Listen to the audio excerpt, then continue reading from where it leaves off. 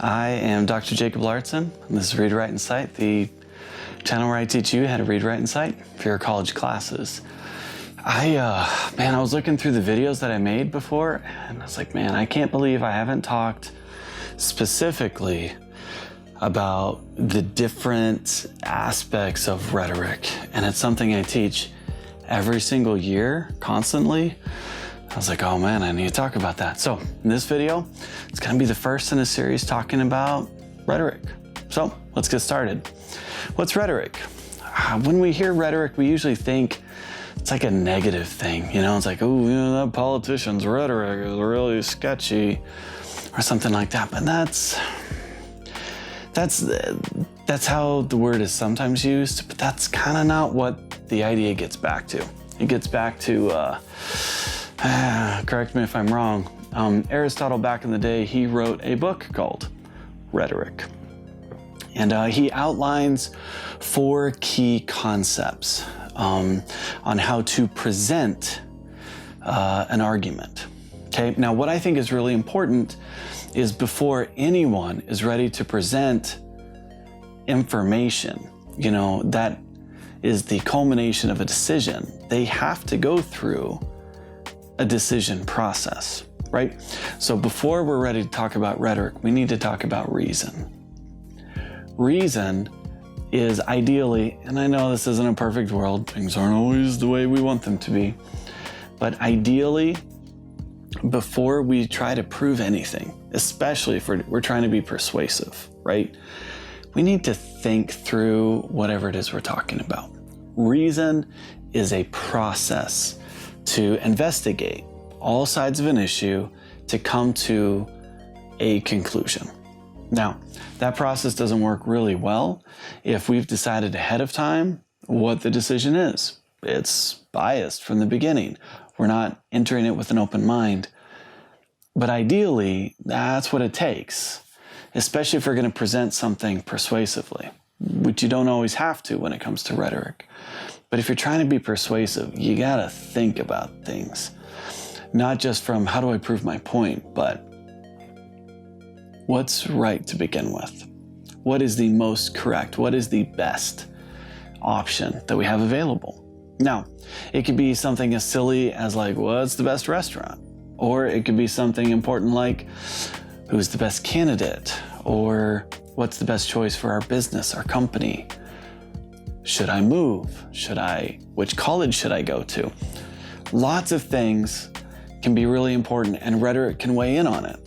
Reason is a process we need to go through to make good decisions before we present information to begin with. Okay, so we need to understand reason is a process that has to happen before we can use rhetoric to effectively present an argument that we've made. Okay, so number 1, we got to use reason. That being said, now we can start talking about rhetoric.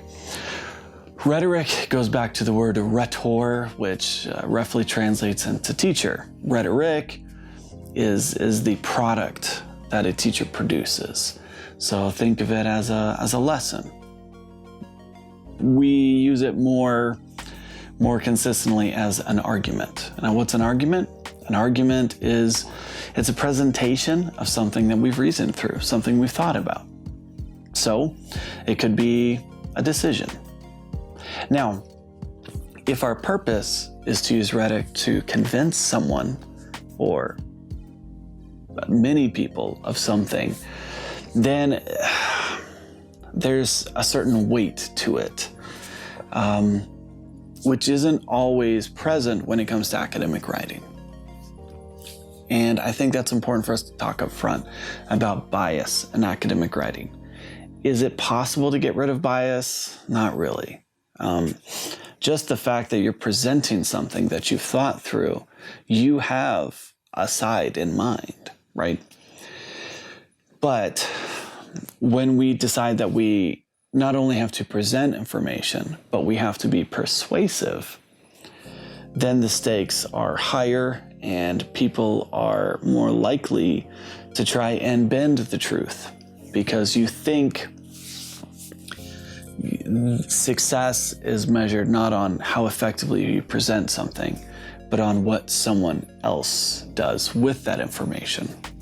In academic writing, that's really not part of the process, right? In academic writing, our job is to present the information, maybe identify findings, like this is what we found, and this is what we think needs to happen next, or this is what we think this information means. That's not the same as trying to persuade someone of something. Trying to persuade someone of something is going to look like this is what the research says, and this is what you should do about it, or how you should feel about it, or who you should vote for. That's very different.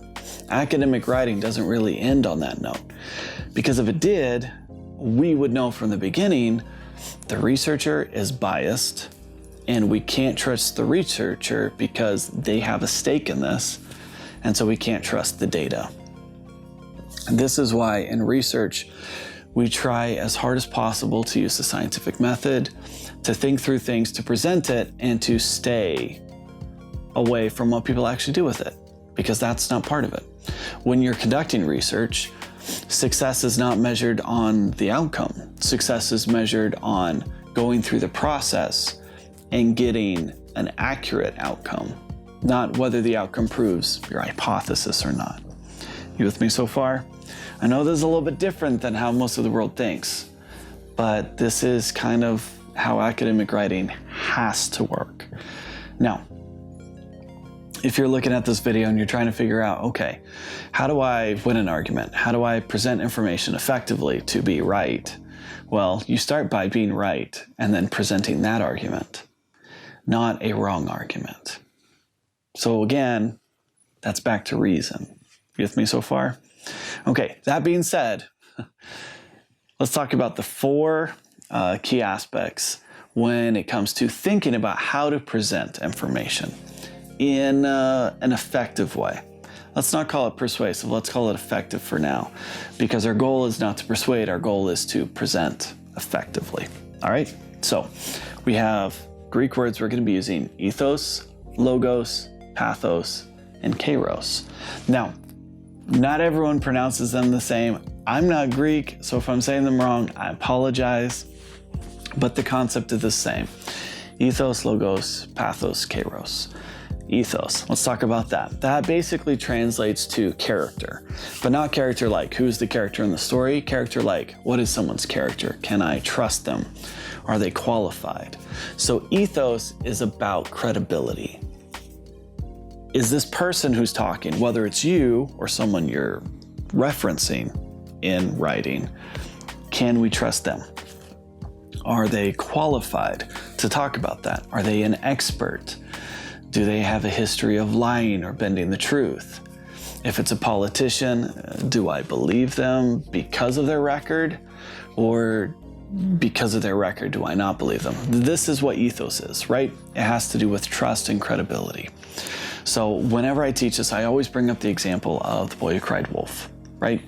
It's someone who, because they're lying to their community, through time, they lose credibility. And when they needed that most, they've lost it.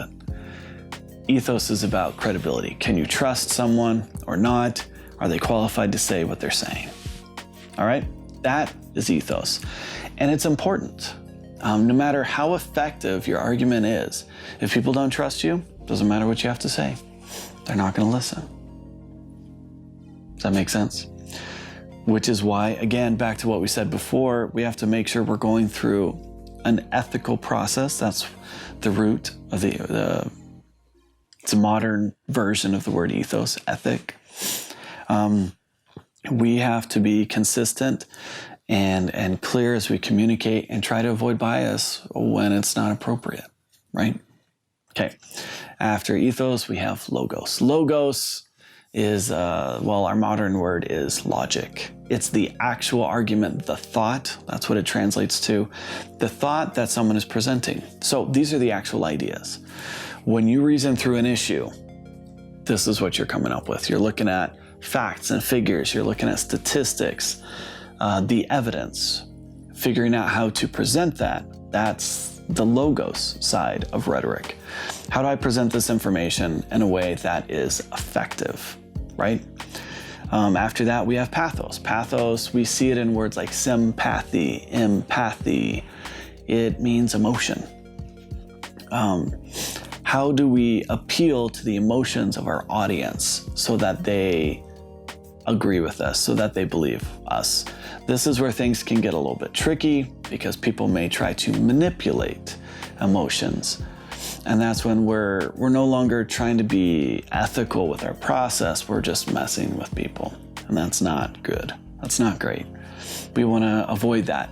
Doesn't mean we can't appeal to those things that are important to them, right? And last but not least is Kairos. Kairos is about timing and context. Are you referencing things that are relevant to that group in that place? Are you referencing things that are relevant in the context of time? This could be current events. This could be something that's happening to them that they're aware of. And as you put all these things together, you're thinking of credibility, the actual argument. How do I appeal to their emotions? How do I appeal to relevance and context? You put all those things together, it can be incredibly effective. If you leave any of those out, and you might be missing an opportunity. But sometimes logic, which is one piece of the puzzle, is not enough to outweigh the rest. We have to consider all the things that might affect the decision process that our listeners, our readers, our audience has going on. So that's kind of the big puzzle that makes up rhetoric. Are we thinking of all those things? And if so, how do we effectively use that to present something effectively? All right, that's kind of what I wanted to cover in this video. Those 4 big things. We want to talk a little bit about reason, what rhetoric is, and those 4 kind of cornerstones of rhetoric, the ethos, logos, pathos, kairos. How do they all weigh together to affect how other people receive and interpret information? So things that we need to think about as listeners and readers, things that we need to think about as speakers and writers who are trying to be persuasive. I hope that was helpful. If you'd like to hear more about these in detail, maybe I'll make some more videos in the future. But for now, that's it.